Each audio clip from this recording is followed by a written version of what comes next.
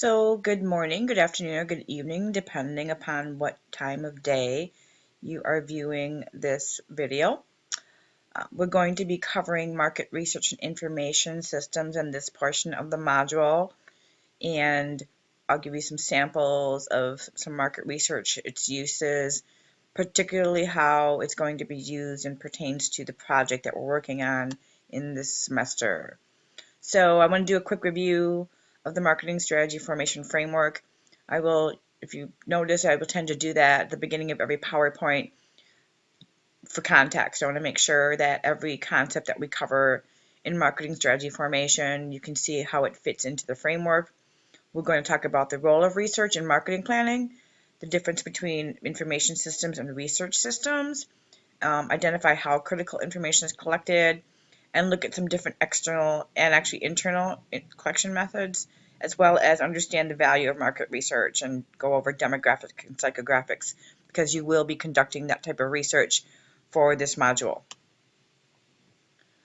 So again, as a quick review of the framework for marketing strategy formation that you read about in Module 1 from your course pack. These are the 6 parts of the marketing process, and as I reiterated in the Module 1 PowerPoint, and it's really, really important to know, is that the marketing strategy formation process is an ongoing process. It's not something you do once and walk away from and just let it sit there. It really needs to be ongoing, particularly the analysis and research, and how it drives how changes in planning and decision making for a variety of reasons. Technology changes, the economy changes, consumer tastes and preferences change, new competitors come into your industry. So you cannot act with agility in an organization and implement effective strategy unless you're this is constantly going on, and it all starts here. So again, you've been conducting some analysis, you're going to be doing some more research, you've been doing some context and competitive research and collaborative research that is part of the Porter's 5 Forces analysis that you've been doing, and also part of the SWOT analysis that you've been working on. And all of these things have to take place before you can start making decisions. If you don't do this first, you can't make good decisions. And those aspiration decisions are basically what actions are needed. You're going to be doing some segmentation and target market development as part of this module, and that's part of this middle part of what I call the marketing equation. Analysis, good analysis, and comprehensive analysis, plus the decision making, produces these outcomes. So marketing research creates the support in marketing planning. That's the role of the research. And it answers several questions, such as what is the demographic and psychographic and sometimes ethnographic profile of the firm's target market. You're going to understand that more once you view the target market and segmentation video, but it's really important to identify the wants and needs of your target consumer. Research yields that. You can't market to a customer unless you know what they want and need. I should say you can't market effectively to a customer unless you know what their wants and needs are. And also understand what the main factors are that drive their purchase decisions. Think about the things that you purchase. What drives your purchase decisions? Usually consumer decision making is value based, what you value most, and what research and data support these findings. So in effective marketing planning, the strongest marketing strategies are always based on good, solid marketing research. And information is power. It's a strong tool. Marketers need good research, good information in their tool chest. Again, it makes it for a more powerful, more effective marketing strategy formation. And it speaks to the importance of good information in decision making. So market information systems, I want to talk specifically about that, because when you hear the term market information system, more often than not, people think, oh, that's like a software package or some type of computer system.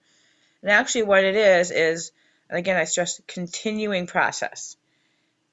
When I said the framework, the components, the 6 components of the marketing strategy formation framework are ongoing, this is part of it, that analysis and research. It's a continuing process of identifying, collecting, analyzing, accumulating, and dispensing critical information to marketing decision makers. There are three things an organization must consider before creating an information system. And again, it's a process, it's a procedure in an organization. What information should we be collecting? What are the information needs of each decision maker? So when we talk about decision makers within an organization, that could be a marketing coordinator, it could be a marketing director, it could be a chief marketing officer, it could be a CEO, a COO, it could even be somebody, like a customer service representative. Those are all people that are involved in the marketing process.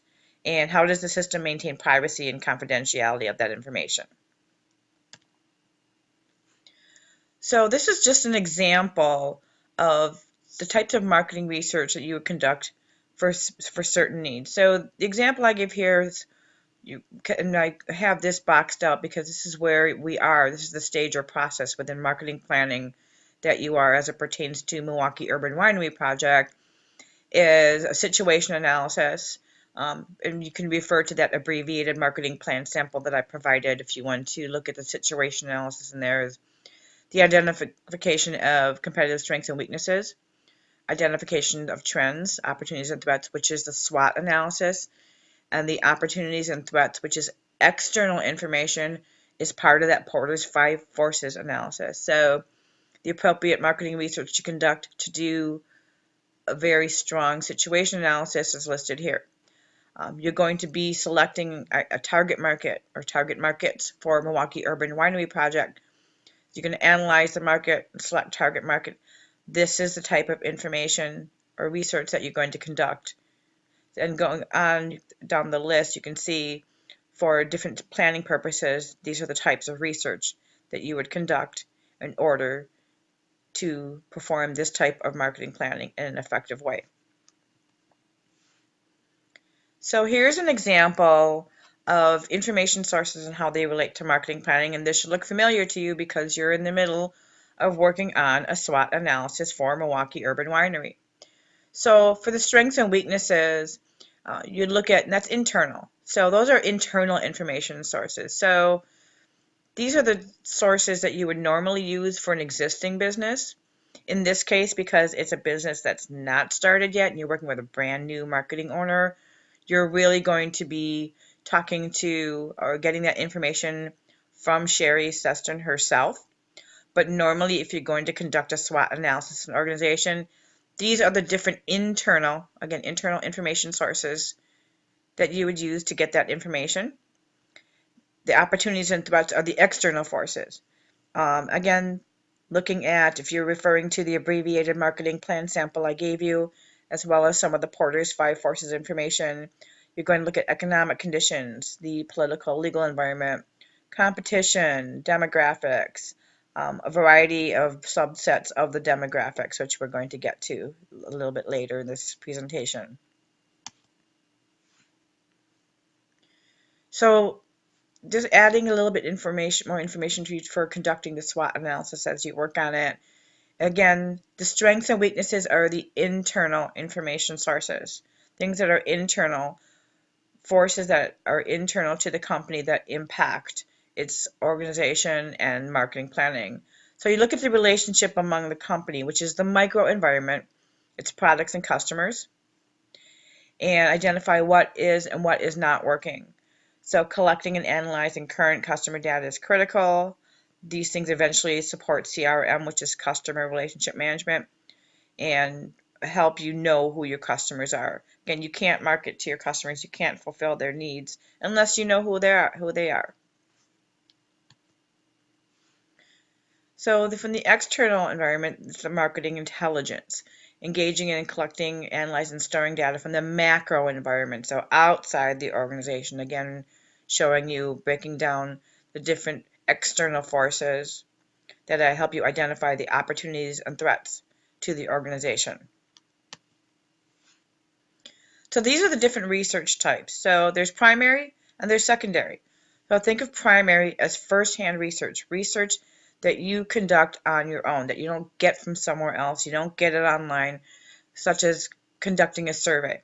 Secondary is a non-first-hand source. Again, if you're doing research online through some of the resources that I showed you through the library LibGuide and some of the other sources, you'll see in the tutorial that you're going to watch as part of this module.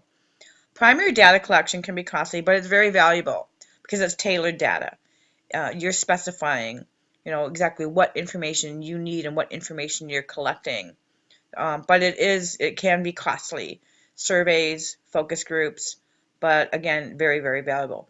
Secondary data is the most cost effective because it's data that already exists. And that's the type of information that you're going to be gathering as secondary sources. And there are a lot of great secondary sources, but it's really important to look for credibility in sources, such as the sources that were provided to you in the library LibGuide. Usually sources such as the Census Bureau, that's considered, because it's a government source, credible. You can Google different marketing research sources, and usually if they end in .gov, or if they're from a source that has been in existence and it has a good reputation, Pew Research, Gallup, things of that nature would be deemed credible. But that's very important. Make sure that the sources you're using in gathering market research are credible. And key market info, demographics, which I can talk about a little bit later on, which is a statistical study of populations. I'm going to show you some sources and how to gather that information. And then there's psychographics, which are lifestyle, attitudes, aspirations, hobbies, anything that really is qualitative. Think of demographics as quantitative information that you can count or enumerate. Psychographics is qualitative information. And when you're doing consumer research and building market segments, it's very important to use both types of research, demographic and psychographic, for the most complete picture of the market segment or the consumer to whom you are going to be marketing. So here are some internal forces that affect consumer choices, some of the things that you'll be researching. Personal characteristics, again, demographic, age, education, occupation, income. Lifestyle is more psychographic, gender. Then there's psychological attributes. What motivates behaviors? Typically, it's value-driven. What are our consumers' attitudes? How do they perceive different things? How do they learn about different product choices? If you think about how do you learn about the products you buy? Think about when you're on Facebook and how you see ads that pop up in your feed or scrolling down the side. There are different ways that we learn about products and services. And then personality. Your own personality actually, which is actually your own personal brand, really dictates a lot of how you purchase things, why you purchase things, how often you purchase things. So think about, again, demographics, quantitative, something that can be counted and measured as a characteristic of human populations, especially when used to identify consumer markets. Again, here's some examples of demographics. Building a demographic profile, you always want to have age and gender, a minimum, income, sometimes household size, depending upon what your product or service is. Knowing a consumer's or target consumer's education can be very helpful, and occupation can be very helpful as well. So here's just an example of how this type of information can be very powerful. So let's say in this particular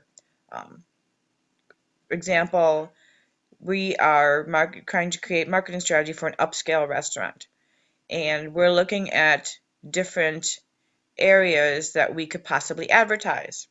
So we look at two different geographic segments. The geographic segment of zip code 53206 in Milwaukee, and the geographic segment of zip code 53211 in Milwaukee. So what we see is, by doing some demographic research, that 68.6% of the population in this zip code earn less than $35,000 annually, where 63.2% in this zip code earn over $50,000 annually, or 30% earning over $100,000. So you see how powerful just this simple demographic information can be in telling you where you can geographically focus certain marketing messages depending upon what your product or service is. This can save you a lot of money. So, and these are from FactFinder, Census.gov. I'll guide you through how to use the Bureau of the Census website to do demographic research, as well as Nielsen segments in the tutorial further down in this module. So then there are other personal characteristics of the consumer that you'll want to gather and keep as part of a market information system. Lifestyle, which is an individual's personal perspective, where they are in a phase of life. Are they in college? Are they newly married with small children? Are they empty nesters? Are they retired? And then gender roles. These are really important characteristics because they can give you some key insights into identifying who your ideal customer is. So other psychological characteristics of the consumer that are part of market research and part of information systems that you're going to want to gather if you're a marketing individual in an organization is motivation. What is the stimulating power that directs behavior? What motivates a consumer or certain consumers in certain segments with certain psychological or psychographic attributes to make purchases?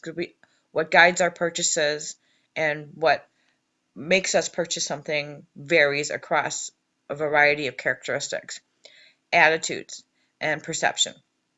Perception is even more important than the reality. Perception is essentially someone's own personal reality. How a consumer perceives something isn't always the same, or it doesn't always match up with how you present something. And it's really important to get consumer perceptions, and market research can help obtain those important perceptions. So some other psychological characteristics of the consumer that you'd want to gather with market research in a market information system is learning. Change in either content or organization of long-term memory behavior occurs when information is processed and added. And it's essential to consider this when you're constructing messages to people that you want them to retain. If you think about any marketing messages or slogans of some type, but which is also actually called a unique selling proposition. A unique selling proposition is actually what most people commonly refer to as a slogan. But think about the things that you remember, that you can readily identify, such as with FedEx, when it absolutely positively has to get there overnight. It's something that you immediately identify and have retained, and you identify it with Federal Express. Then there's personality. So there's personal qualities that produce distinctive responses across similar situations in consumers. So psychographics, again, personality, values, opinions, attitudes, interests, lifestyles, even hobbies. Knowing what kind of hobbies a consumer has can be extremely valuable, not just to get them as a customer, but to retain them as a customer. And as an example, some marketing students do a survey for a coffee shop they worked with to build a marketing plan. And what they found out through this survey is that over 85% of the customers who were coming into the coffee shop had an interest in crafts and also had small children. What this enabled the owner to do, and what these students recommended to the owner, was to start subscribing to magazines, Crafts and Hobbies, and parent magazines, and keep them in the coffee shop. And what this did in turn was keep customers in the coffee shop longer because there were magazines there that fit into their hobbies and lifestyle. And that what also that did was that increased repeat purchases. So the market research process. So if you're going to conduct market research, this is the process that you will go through. And bear in mind that the market research process is part of a market information system. It is not the information system, it's part of it. And this should look familiar to you from the market intelligence reading that you're doing. So the first thing that you'll do is to formulate the problem or question. So in this case, think about it from the perspective of what we're doing for Milwaukee Urban Winery Project. The problem with the question really right now is, well, who is our target customer? So think about that. Now, then determine the source of information and then design a research process. So the sources of information in this case, you're going to see we're going to use Nielsen My Best Segments.